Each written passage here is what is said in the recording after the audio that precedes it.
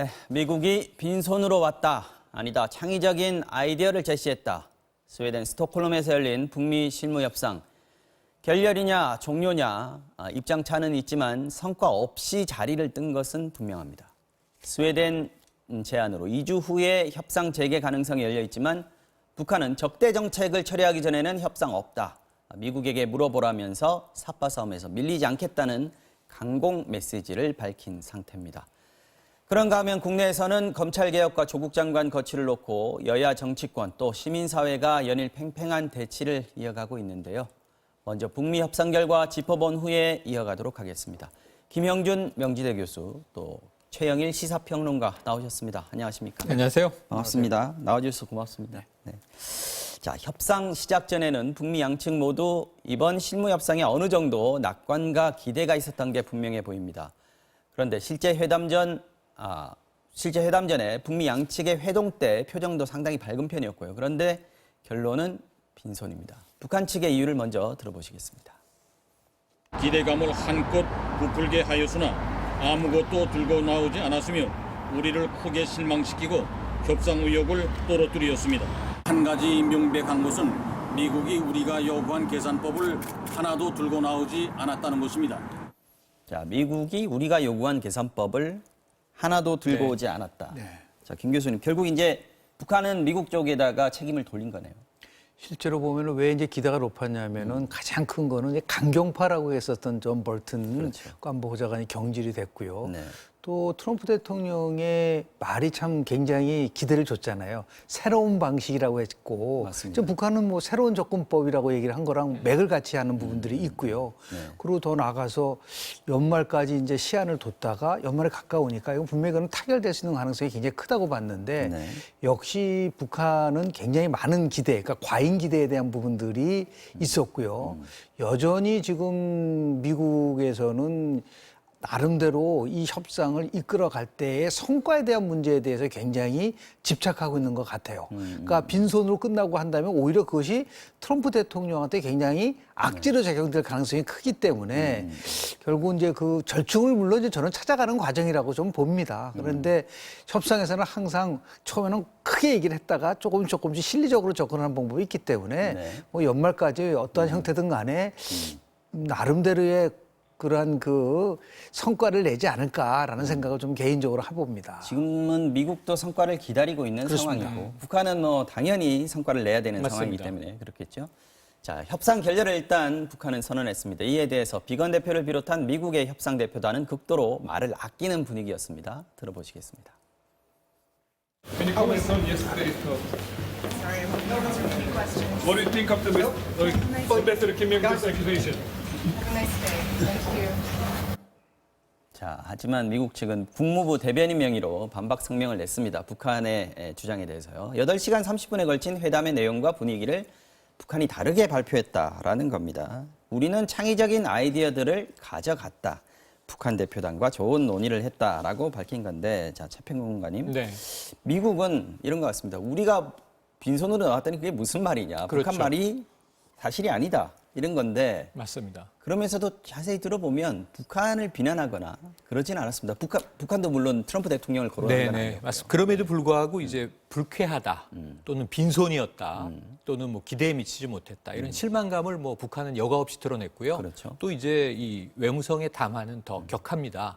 그럼에도 불구하고 지금 미국 쪽에서 오히려 톤다운을 하고 있어요. 아까 발언도 자제하고 있고 맞습니다. 그다음에 북한은 결렬이라고 선언을 했지만 미국은 종료라고 이야기를 하고 있어요. 맞습니다. 그리고 이제 중재국인 스웨덴이 두 주 내에 다시 만나라 이런 제안에 대해서도 지금 미국 쪽은 오케이 했습니다. 맞습니다. 다만 이제 북한 쪽은 아직 답하지 않았죠. 연말까지 숙고를 권고한다 이런 말을 하면서 마치 이제 미국이 반성하고 다시 새 계산법을 들고 나와야 한다는 이제 요구 압박을 하고 있거든요. 그런데 미국 쪽에서 북한 쪽에서는 이런 얘기를 합니다. 하나도 우리 기대에 맞는 걸 들고 나온 게 없다. 보따리를 열어보니까 빈손이다. 근데 미국 측은 그렇지 않다. 우린 창의적인 아이디어를 가져갔다. 사실은 서로 요구하는 게 있었는데 미국 측이 우리 선물 가져갔다. 그리고 북한 측은 우리가 요구한 선물은 이게 아니다. 지금 이런 양상이에요. 서로 핀트가 안 맞는 네. 거군요. 그래서 어쩌면은 기존 하노이 결렬 이후 뭐 한여름 지나지 않았습니까? 네. 봄, 여름, 가을이 왔는데 이 장시간 동안 서로 기싸움을 하면서 이 수계산을 한 것에 비해서는 네. 미국 쪽이 플러스 알파를 더 들고 갔던 것으로 보여지는데 북한의 기대는 더 컸던 것으로 보여지거든요. 그래서 그 간극이 어느 정도로 확인된 것인가에 따라서 앞으로 이제 2차, 3차 회담의 가능성을 우리가 타진해 봐야 될 것 같습니다. 자, 북한은 결렬이라는 표현을 썼고 아까 말씀하신 대로 미국은 종료라는 표현을 썼습니다. 이 두 개의 차이는 어디에 있을까요? 왜 그러냐면 이제 북한이 요구하는 게 크게 세 가지라고 저는 보는데요. 네. 제일 큰 거는 체제 보장과 관련된 부분이죠. 네. 두 번째가 대북 제재 완화에 대한 것이고요. 마지막에 아마 이제 종전 협정을 포함해서 주한 미군의 군사 훈련과 관련돼서 지금도 장비 도입이 계속해서 우리는 이루어져 오고 있다고 주장을 하고 있거든요. F-35 그 네. 전투기 도입이라든지 이런 거로 봤을 때 아마도 이번에 북한은 그 중에서도 저는 대북 제재 완화와 관련돼서 어느 정도의 수준까지 합의를 보지 못한 것 같아요. 그러니까 예를 들어서 미군 당연히 이거는 한시적인 대북 제재 완화를 얘기를 했겠죠. 뭐 예를 들어서 뭐 1년이면 1년, 2년이면 2년 그 상황 속에서 어떻게 비핵화와 관련된 프로그램을 작동을 시키느냐를 보고 할 텐데 북한의 입장에서 봤을 때는 그걸 요구하지 않는 거죠. 그러니까 예를 들어서 완전한 대북 제재는 아니더라도 네. 최소한도 자신들이 납득하고 기대에 부응할 수 있는 그러한 단계적 제재 완화 조치에 대한 것들을 더 요구를 많이 했을 거라고 봅니다. 예를 들어서 뭐 석탄 수출이라든지 등등 뭐 섬유라든지 북한이 갖고 있는 최고의 경쟁력 있는 부분 속에서의 완화를 요구하는 부분들이 있었는데 그거를 쉽게 줄 수는 없죠. 왜냐하면 뭐 트럼프 대통령이 쓴 거래 기술이라는 그 책을 보더라도 여러 가지의 이제 협상의 기술을 얘기를 하거든요. 근데 처음부터 그게 다 준 건 안 된다는 거죠. 충분하게 자기가 모든 협상을 끌고 갈 수 있을 때까지 끌고 가다가 막판에 결국은 저는 김정은 위원장하고 트럼프 대통령하고 위에서 나름대로 이게 모든 것이 결말이 날 수 있는 탑다운 방식으로 선회되는 과정 속에서 오는 일종의 과정이라고 저는 보기 때문에요. 서로 밀고 당기는 과정 속에서 처음에는 굉장히 큰 것을 요구하다가 하나씩 단계로 내려와서 최종적으로 합의를 할 수 있는 왜 그러냐면 지금 미국의 여러 가지 상황이라든지 정치적 상황이라든지 이것이 물론 양면성은 있어요. 이제 탄핵 수사가 좀 시작이 됐고 내년도가 대통령 선거인데 미국에서는요. 저는 이제 선거의 관점에서 보면은 외교 문제 가지고 미국 대선이 결정되는 경우는 거의 없습니다. 그러니까 국내 문제, 특히 이제 경제 문제를 가지고 결정이 되기 때문에 지금 북한은 봐라, 내가 너에게 도움을 줄 수 있으니까 트럼프 무조건 나를 따라야 된다. 그거는 착각이라고 봅니다. 그러니까 충분히 경제가 좋기 때문에 트럼프 대통령 입장에서 봤을 때는 적절한 선석에서 주고받는 이런 거를 하죠. 일괄 타결에 대한 부분은 조심스럽게 접근하고 있지 않을까 생각을 합니다. 트럼프 지금까지 협상을 봐도 어느 나라와도 마찬가지겠습니다만 먼저 현금 제시하는 그런 거 경우는 거의 없어요. 없습니다. 네.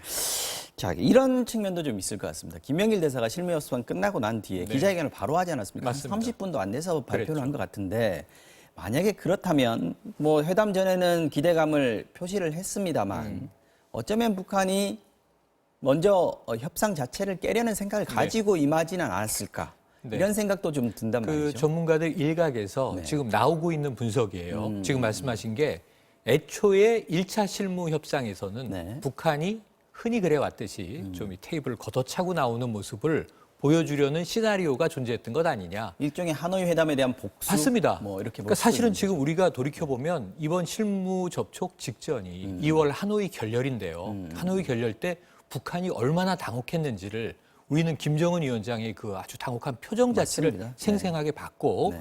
공항에서 출국하기 전에 이 트럼프 대통령은 국내 문제까지 포함해서 아주 장황한 기자회견을 하고 떠났단 말이에요. 다만 김정은 위원장의 심기를 자극하진 않고 좋은 대화를 나눴다. 하지만 원하는 게 달랐다. 그러고 이제 갔는데 북한 입장에서는 자존심 회복을 먼저 했어야 할 필요가 있는 것 아니냐. 그런데 사실은 북미 정상회담이 3차로 잡히게 된다면 네. 그 테이블을 박찰 수는 없는 거거든요. 이번에는 정말 그걸 붙들어야 되는 북한입니다. 김영준 교수님 말씀처럼 이 탑다운으로 올해 내에 결말 짓지 않으면 내년 이 대선 회오리 속에서는 트럼프의 관심을 받기가 어렵습니다. 그걸 이제 북한도 모르지 않기 때문에 1차 협상에서 한 번은 걷어차고 나온다. 판을 이것이, 깨지 예, 않는 산에서 가장 그렇지 않은 강한 선에서 표현으로 네, 자존심을 한번 회복하고 그 다음부터는 우리도 이제 우호적으로 임한다. 동등한 입장에서 그게 한번 왜냐하면 예비 시작해보겠다. 접촉에서는 분위기가 좋았다는 거잖아요. 그러니까요. 그리고 또 여기 나오기 전까지 SLBM 발사까지 하면서 네. 북한은 미국의 심기를 건드려보는 신경을 한번 자극해보는 단거리 발사체를 계속 쏘지 않았습니까? 그리고 이 정도 트럼프가 그 정도는 괜찮다. 이 대화할 것이다. 그러다 보니까 이제는 우리를 좀 받아줄 여유가 있을 거라고 판단하고 와서 지금 첫 번째는 시나리오 베이스로 걷어찼을 가능성도 저는 절반은 있다고 봅니다. 네. 이 북한 외무성 담아 보면요. 이런 표현이 있었어요. 제가 보니까 안전을 위협하고 이거는 이제 체제 안전 보장에 대한 그렇습니다. 얘기고요. 네네. 이미 인민의 생존권과 발전권을 저해하는 이 부분은 이제 대북 제재 문제죠. 제재 해제 네, 문제입니다. 해당이 그죠? 됩니다. 미국이 대조선 적대시 정책을 완전하고도 되돌릴 수 없게 처리하기 위한 실제적인 조치를 취하기 전에는 이번과 같은 역겨운 회담에 응할 수 없다. 이렇게 얘기를 그 했습니다. 제가 이게 얘기한- 보면 네. 완전하고도 되돌릴 수 없게 처리하지 않으면 이게 CVIT하고 표현이 좀 비슷해요. 그게 왜 그러냐면 이제 우리가 갖고 있는 여러 가지 상황을 종합적으로 검토를 해보면 엄밀하게 따지면은 한반도 비핵화라는 거는 어떤 면에서 봤을 때는 안 맞는 부분이 있어요. 우리는 핵을 갖고 있지를 않아요. 근데 북한의 입장에서 어떻게 보고 있냐면 미국의 전략 자산이 핵에 관련된 거라고 보는 거죠. 그렇죠. 그러니까 한반도 비핵화라는 거는 결국 얘기하면 우리도 핵을 제거한다면은 미국이 갖고 있는 전략 자산도 완전히 동결할 수 있는 조치를 내놓으라는 거거든요. 그게 지금 마지막 세 번째 얘기한 뭐 되돌릴 수 없는 그 부분들 전략 자산에 관련돼서 분명한 입장을 얘기하라고 얘기를 하고 있는데 네. 저는 우리 언론이나 매체에서 조금 이제 간과하고 있는 부분들이 좀 있어요. 잠깐만 하노이 빅딜 이 안 된 상태와 지금 비교하는데 왜 판문점 회담의 얘기는 안 하냐라는 거죠. 아니 53분간 둘이 만났잖아요. 그리고 그 안에 무슨 얘기를 했겠냐라는 거죠. 저는 분명하게 서로가 야 올해 안에는 어떤 입장이든 간에 이 문제에 관련돼서 결론을 내리자라고 암묵적으로 일단은 서로가 동의를 했을 가능성이 저는 굉장히 높다고 봅니다. 그러고 나서 이제 뭐 여하튼 간에 빠른 시일 내에 실무 협상을 한다고 했기 때문에 그 선이 어느 선까지냐. 다만 이제 추론을 해본다고 한다면 여전히 미국의 입장에서는 하노이에서 노들이 나왔을 때 영변 플러스 알파를 계속해서 주장하고 있는 거 아니냐라는 거죠. 그러니까 이제 북한의 입장에서 봤을 때는 일단 영변권을 먼저 하고 나서 그리고 제재 완화를 하면서 차근차근 가다 보면은 그러니까 쉽게 표현하면 빅딜을 크게 내놓고 안에서 스몰딜을 가자는 얘기고 지금 미국은 안 돼. 처음부터 일단 목표를 정해놓고 가야 된다. 이 싸움을 하고 있는 거거든요. 네. 그게 그러니까 이제 분명 볼턴이 무슨- 물러나면서 이제 조금 바뀌었을 거다라고 그렇게 예상을 예상을 한 건데. 했었는데 네. 미국의 이런 그 여러 가지 대북 정책을 포함해서 동북아 정책은요 정권이 바뀌어도 이렇게 쉽게 바뀌지를 않아요. 그러니까 쉽게 표현 트럼프 행정부 혼자서 모든 거를 독자적으로 할 수 있는 부분들도 없어요. 특히 이번에 미국의 의회는 여전히 민주당이 다수당이라는 것을 간과해서는 안 된다는 거예요, 북한이. 이전에는 상과 하원은 모두 장악을 했기 때문에 나름대로 트럼프가 이것을 끌고 갈 수가 있는 힘이 생기지만은 지금 미국의 하원은 여전히 민주당이 다수당이기 때문에 이것을 마음대로 북한이 요구하는 대로 트럼프가 다 들어줄 수 없는 입장이라는 것을 결국 간과해서는 안 된다라는 말씀을 좀 드립니다. 앞으로 전망은 어떨까요? 지금 뭐 북한이 고자세긴 하지만 연말까지 시간을 또 언급을 했고요. 뭐 2주 안에 될 수 있을 거라는 보장은 없습니다만. 그런데 연말은 조금 시간이 바쁩니다. 왜냐하면 내년 2월이 되면 이 트럼프 미국 대통령은 이제 대선 스케줄 때문에 어떻게 뭐 북한을 만날 수 있는 여지가 거의 없어져요. 오히려 관심사 밖으로 밀려날 수도 관심사 있는 거기 밖으로 때문에. 밀리고 말씀하셨던 대로 이 국내 현안, 고용 문제, 그리고 이제 경제 지표 문제, 또 환율 문제, 금리 문제 가지고 싸우면서 네. 1년 내내 11월까지 가게 되거든요. 그러니까 사실은 연말 연초밖에는 3차 정상회담, 이 탑다운 방식의 빅딜은 타이밍이 얼마 없습니다. 그럼 정상회담 하려면 네. 실무회담이 그 전에 있어야 되고요. 실무회담에서 어느 정도의 테이블에 올라갈 메뉴가 다 짜여져야죠. 북미 간에. 그렇다면 지금 스웨덴이 2주 내에 다시 만나라. 미국은 받았고요. 북한은 이제 노코멘트였는데 다만 미국에게 물어보라 이렇게 얘기했단 말이에요. 그렇다면 미국이 2주 내에 만나겠다면 우리도 다시 한번 응할 이제 용의가 있다. 다만 미국이 또 플러스 알파, 또 플러스 알파. 뭔가 이제 더 끄집어내기를 이제 기대하고 있는 거죠. 이 부분에서 만약에 이제 한 번은 박차려고 애초에 계획을 했었다. 이 시나리오 설이 맞다면 네. 그렇다면 저는 한 2, 3주 안에는 2차 실무 접촉이 재개돼야 되지 않는가. 근데 한 달 이상 넘어간다면 연말이 되기 때문에 이제는 시간이 촉박해진다. 조금 이제 회의적이 될 가능성도 벌써 있습니다. 이제 10월 중순으로 넘어갑니다. 네. 그죠?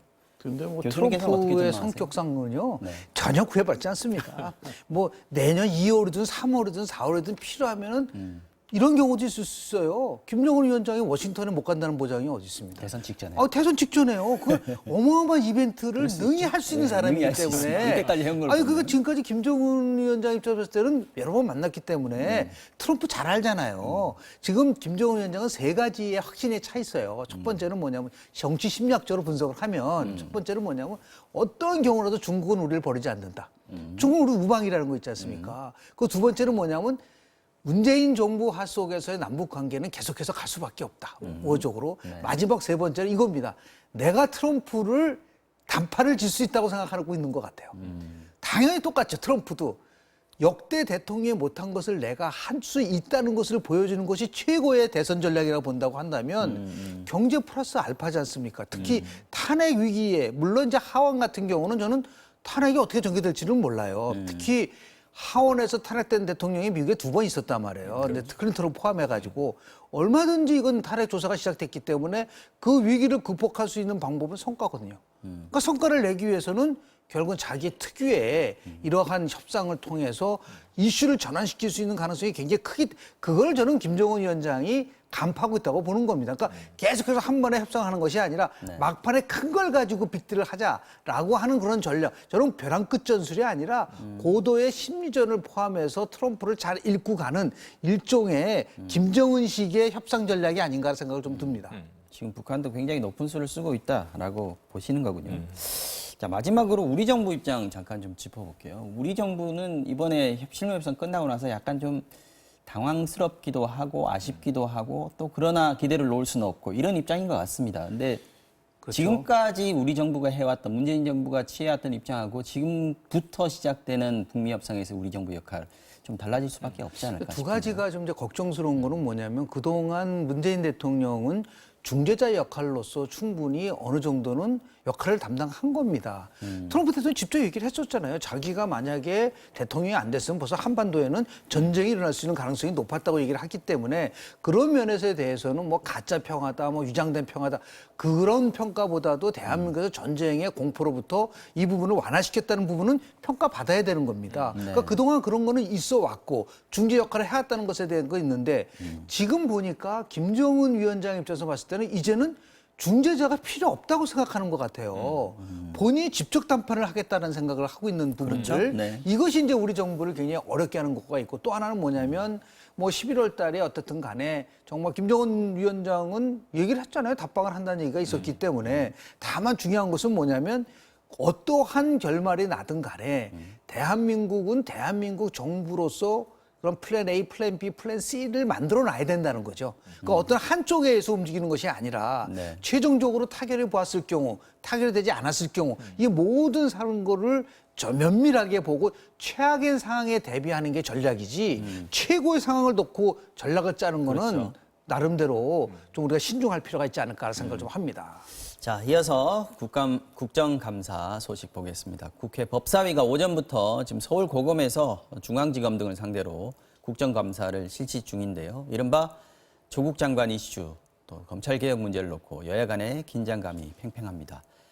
초반부에는 가족 사기단이라는 발언이 나왔습니다. 공방이 오갔는데 잠깐 들어보겠습니다.